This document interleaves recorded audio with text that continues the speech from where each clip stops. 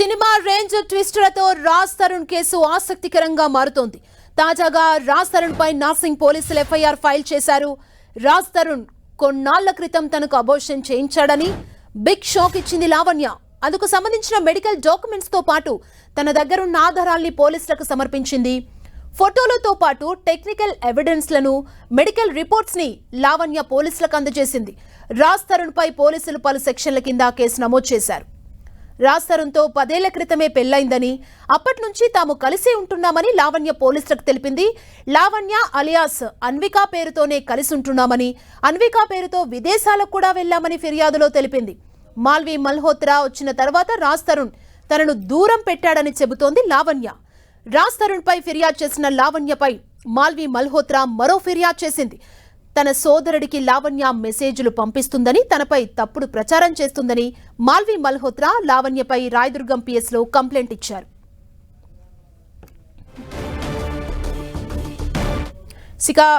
Cinema range లో రాజ్ తరుణ్ ఇష్యూకి సంబంధించిన ఈ కేసులో ట్విస్ట్లు అయితే రోజుకొకటి బయటకు వస్తున్నాయి. మరింత సమాచారం తెలుసుకుందాం. మా ప్రతినిధి సునీల్ మనకు అందిస్తారు. Sunil,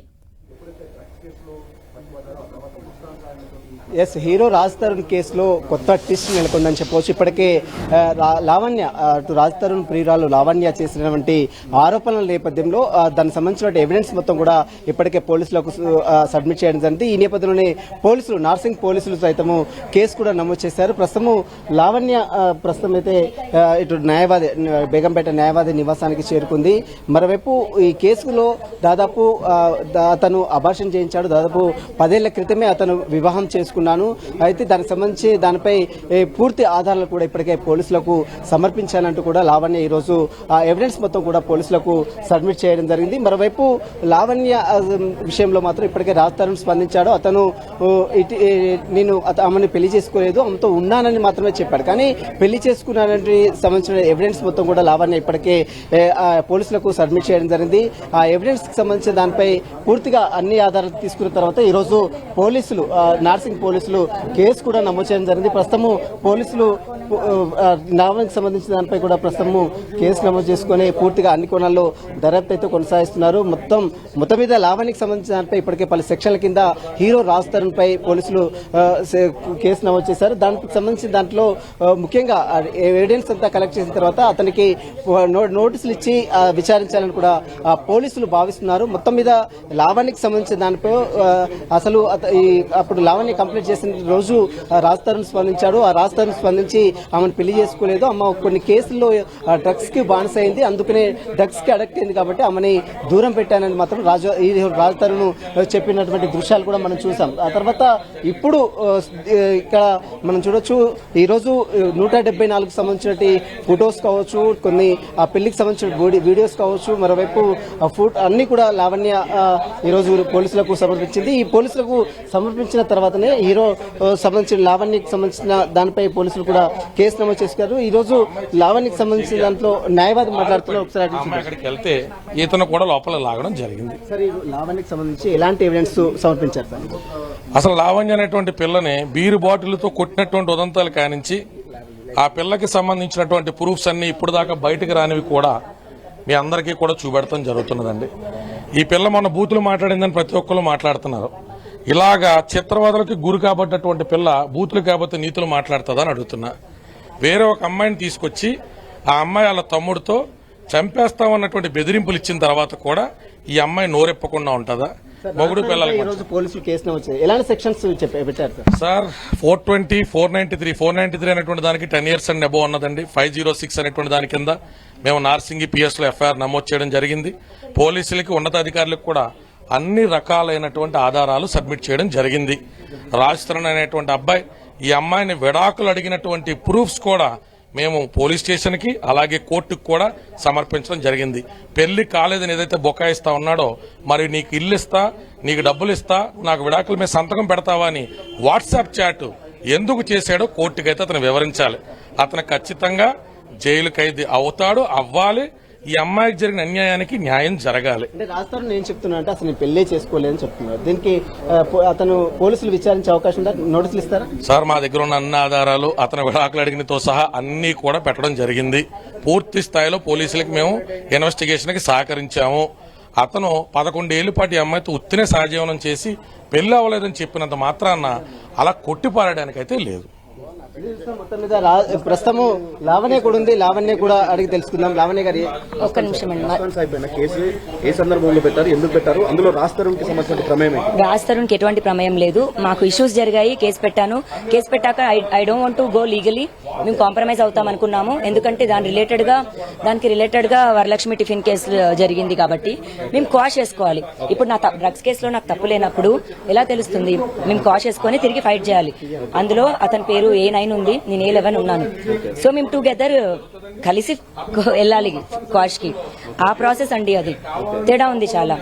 thank you so much. ప్రధానంగా ఆయన చెప్పేది ఏంటంటే మీరు పెళ్లి చేసుకున్నారనేది మీరు చెప్తున్నారు, అసలు పెళ్లే చేసుకోలేదనేది మాత్రం రాజ్ తరుణ్ చెప్తున్నారు. మీ దగ్గర పెళ్లికి సంబంధించిన ఏమండి, ఇప్పుడు ఇతను ఇంత బయటకు వచ్చి అంత గొడవ చేస్తున్న అతను 10 ఏళ్లు వెయిట్ చేశాడా ఒక నిజం బయటకు చెప్పడానికి? మరి పెళ్లి చేసుకోలేదని. కలిసి ఉన్నానండి, ఎందుకు కలిసి లేను? అదే విల్లాలో ఉన్నాము. 10 ఏళ్ళు ఆ విల్లా కాదండి, ఒక 7 houses మేము రెంటెడ్ హౌసెస్ ఉన్నాం. మరి ప్రతి రెంటెడ్ హౌసెస్ ఓనర్ కి తెలుసు నేను ఆ మనిషిని ఒకదాన్ని ఉన్నానని. ప్రతి ఇంటికి నేనే వెళ్ళి టూలెట్ వెతకడానికి ప్రతి ఇల్లు వెతుకుతాం కదా, అలాగే వెళ్ళి వెతకడం జరిగింది. అదే ప్రతి ఇంట్లో రాజ్ తరుణ్ ఉన్నాడు. ఇప్పుడు మేము సొంత ఇంటికి కంప్లైంట్ చేశాక మాట్లాడలేదండి, ఎందుకంటే అతను తెగించి ఆల్రెడీ ఉన్నాడు. వదిలించుకోవడానికి ఎక్కడికైనా వెళ్లే దాంట్లో అతను ఉన్నాడు. కావాలి దక్కించుకోవడానికి నేను ఎక్కడి దాకా వెళ్ళేదానికి నేనున్నాను. మాట్లాడలేదండి. మీరు ప్రధానంగా ఈ రోజు కేసు పెట్టడానికి గల అంటే ప్రధాన మీతో ఉండట్లేదని కేసు పెట్టారా, ఇంకేమన్నా ప్రధాన కారణాలు ఏం జరిగింది? నా మొత్తం జీవితంలో కేసు పెట్టానండి, అది జరిగిందని రాసిచ్చామండి. ఎలాంటి ఎవిడెన్స్ పోలీసులకు సమర్పించారు? అంటే మీకు పెళ్లి కాలేదు ఏవండి, ఇప్పుడు మేము లవ్ మ్యారేజ్ చేసుకున్నామండి. 10 మందిని పిలుచుకొని చేసుకోనో లేకపోతే ఫ్యామిలీ సౌండ్ ఉంటే డెఫినెట్ గా రిజిస్టర్ అన్న చేయించే వాళ్ళం. మేము పెళ్లి చేసుకున్నప్పుడు తీసుకున్న సెల్ఫీస్ అయి ఉండొచ్చు. దాడి ఎవరు చేయడం అంటే దాడి చేయాల్సినటువంటి అవసరం ఏమొచ్చింది? ఎందుకు మీ మీద దాడి చేయాల్సిన అవసరం? ఎప్పుడండి మీ మీద దాడి చేశారు కదా, ఎవరు దాడి చేశారు? బీర్ బాటిల్ తో కాదండి, గ్లాస్ బాటిల్ తో జరిగింది. ఆ రోజు గొడవ జరిగితేనే నేను నా ఫ్రెండ్స్ కి పిలుస్తున్నాను. ఆ 3 రోజులు తన ఫ్రెండ్స్ ముందు కానీ అసభ్యకరంగా పాటలు పాడడం జరిగింది. ఆ మాటలు ఇప్పుడు నేను చెప్పలేను కూడా. ఇప్పుడు చెప్తే మళ్ళీ లావణ్య నోట్లోంచి బూతులు అని మళ్ళీ రాస్తారు. అందులో కూడా నన్ను ఇలా తిడుతున్నాడు అని నేను ఏడుస్తూ మాట్లాడుతున్నానే తప్ప ఇంకా ఏదో కాదు. నేను అప్పుడు ప్రాబ్లంలో ఉన్నాను, నా బట్టలు కూడా తడిసిపోయి రక్తం అంతా ఉన్నాను. రండి అని అడుగుతున్నాను, రాత్రికి రండి కాదు. చాలా ఉంది. మీ నాన్నగారు బాగున్నారా, నీ అమ్మమ్మ కూడా బాగున్నారా అనడానికి సినిమా డైలాగ్ ఎగ్జాంపుల్ దీనికి తీసుకోవాలని కోరుకుంటున్నాను. 10 ఏళ్ల పాటు రాజ్ తరుణ్తో కలిసి ఉన్నారు, ఎందుకు విడిపోవాల్సి వచ్చింది? అంటే ప్రధానంగా ఏం చెప్తున్నారు? విడిపోలేదండి, వెళ్ళిపోయాడు. మిమ్మల్ని కాదని వెళ్ళిపోయాడా? వేరే అతనితో ఎవరితోనైనా ఉంటున్నారా? డెఫినెట్ గా అండి, మాల్వి అనే అమ్మాయితో ఉంటున్నాడు. ఏ డే నుంచి ఉంటున్నాడో ఇప్పటి వరకు, ఈ రోజు వరకు కూడా అన్ని నేను విత్ ఎవిడెన్స్ తో సబ్మిట్ చేయడం జరిగింది. అంటే మల్హోత్రా వేరే మీద కూడా కంప్లైంట్ చేసింది, కావాలని ఇదంతా చేసింది. అవునండి, ఇప్పుడు అమ్మాయి ఏమని కంప్లైంట్ చేసింది? నేను రాజ్ తరుణ్తో ఉండలేదు అని కంప్లైంట్ చేయమనండి, అది చేయదు. కొన్ని రాజ్ తరుణ్తో ఉన్నానని వచ్చి నిజం చెప్పమనండి, చెప్పదు. వాళ్ళ బ్రదర్ కి మెసేజ్ చేశాను, తిట్టాను, అబ్యూజ్ అంటే మొత్తం కాన్వర్సేషన్ ఉంటది కదండి, ఎవరు ఏం మాట్లాడారని. నేను అడిగాను, తిట్టాను. ఏమని తిట్టాను? నీ పన్ను చూసుకో, మీ అక్క పని చూసుకోమను, ఇంకొకరి సంసారంలో దూరద్దాను. మీరు పెళ్లి చేసుకున్నట్టు ఆమెకు తెలుసా? మల్హోత్రాకు తెలుసా మీరు మ్యారేజ్ చేసుకున్నట్టు? మల్హోత్రాకు నేను చెప్పడం అయితే జరిగిందండి. ఏమన్నది దాన్ని? పెళ్లి చేసుకున్నామంటే ఏమని చెప్పి? మేము ఎమోషనల్ గా కనెక్ట్ అయ్యాము, ఇప్పుడు నన్ను ఏం చేయమంటావు అని అడిగింది.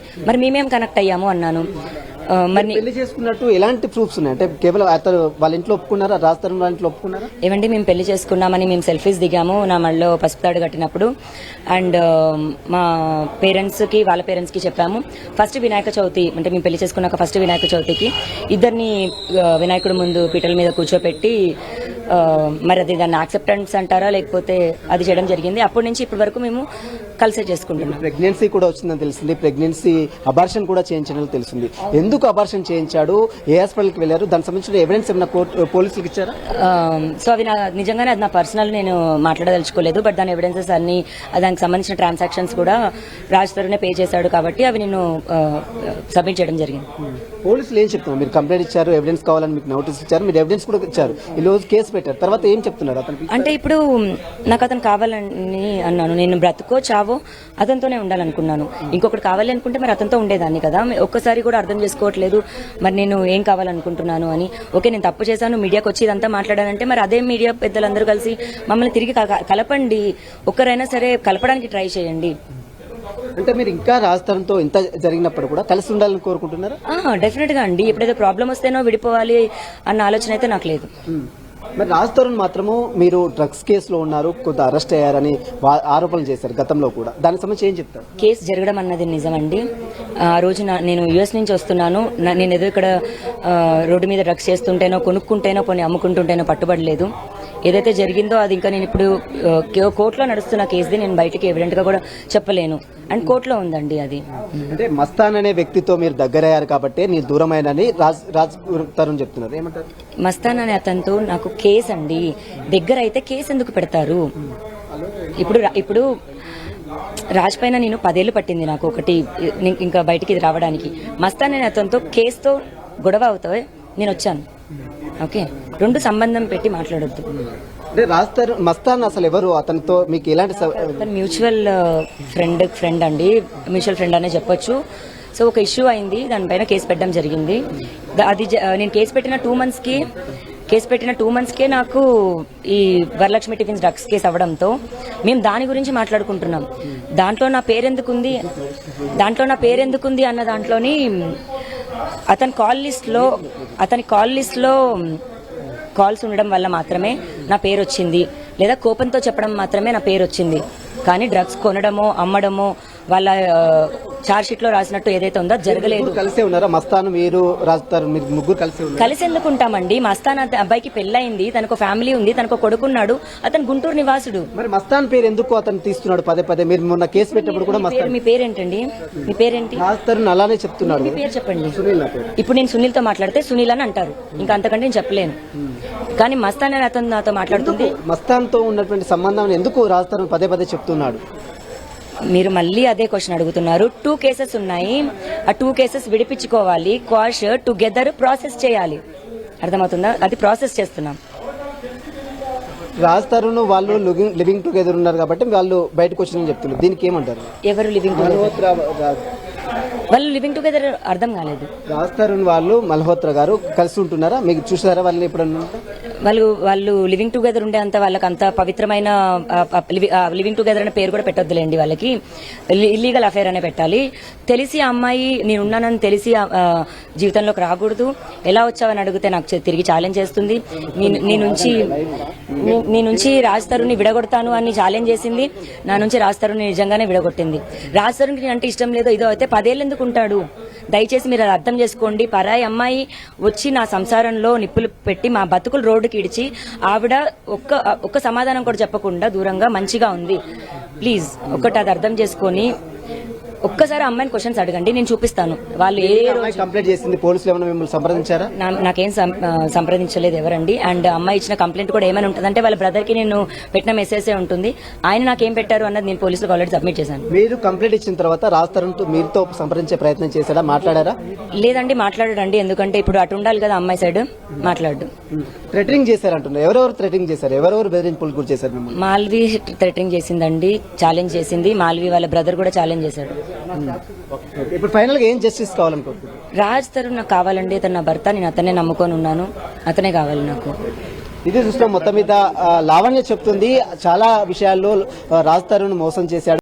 దాదాపు 10 ఏళ్లుగా కలిసిన్నాడు, పెళ్లి కూడా చేసుకున్నాడు, అదేవిధంగా అబార్షన్ కూడా చేయించాడు. తన పేమెంట్ చేసినటువంటి స్లిప్స్ తో సహా ఈ రోజు పోలీసులకు సబ్మిట్ చేశాను. మొత్తం మీద రాజ్ తరుణ్ తో తను జీవించాలని ఇంకా కోరుకుంటున్నాను.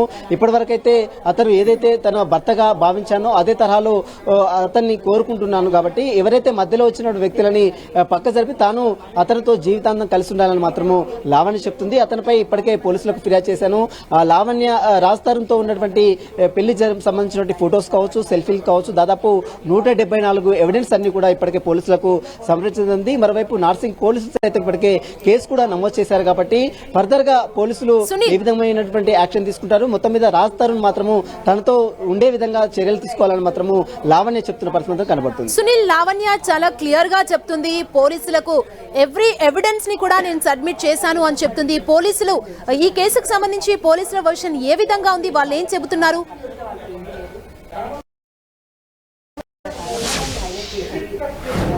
ఎస్, పోలీసులు ఒకటే చెప్తున్నారు. ఇప్పటికే లావణ్య కంప్లీట్ చేసిన తర్వాత ఎవిడెన్స్ సమర్పించాలంటూ కూడా లావణ్యకు 91 సిఆర్పిసి నోటీసుల ప్రకారం నోటీసులు ఇవ్వడం జరిగింది. అయితే ఎవిడెన్స్ మొత్తం కూడా కలెక్ట్ చేసి నిన్న లావణ్య పోలీసులకు సబ్మిట్ చేయడం జరిగింది. ఈ రోజు ఉదయం పోలీసులు కూడా ఎవిడెన్స్ అన్ని కూడా పరిశీలించిన తర్వాత పలు సెక్షన్ల కింద అటు 420తో పాటు పలు సెక్షన్ల కింద పోలీసులు కేసు నమోదు చేసుకోవడం జరిగింది. పోలీసులు ఇప్పటికే కేసు నమోదు చేసుకుంటున్నారు కాబట్టి 41 సిఆర్పిసి నోటీసులు ఇచ్చి హీరో రాజు తరుణ్ కూడా పోలీసులు విచారించాలని కూడా భావిస్తున్నారు. ఎందుకంటే ఎవిడెన్స్ మొత్తం కూడా చాలా మొత్తం ఆమె ఎక్కడెక్కడ తిరిగింది, ఎక్కడెక్కడ కలిసి ఉంది, ఎక్కడ మ్యారేజ్ చేసుకుంది, విధంగా ఎక్కడ అబార్షన్ చేయించుకుంది, వీటికి సంబంధించిన ప్రూఫ్స్ మొత్తం కూడా దాదాపు 174 ఆధారాలు మొత్తం కూడా ఇప్పటికే పోలీసులకు సబ్మిట్ చేయడం జరిగింది. కాబట్టి ఆ ఎవిడెన్స్ అన్ని కూడా చూసిన తర్వాతనే ఈ రోజు నార్సింగ్ పోలీసులు అటు హీరో రాజు తరుణ్ పై కేసు కూడా నమోదు చేయడం జరిగింది. మొత్తం మీద కేసు నమోదు చేసింది కాబట్టి ఇప్పటికే రాజు తరుణ్ కూడా త్వరలోనే 41 సిఆర్పిసి నోటీసులు ఇవ్వాలి.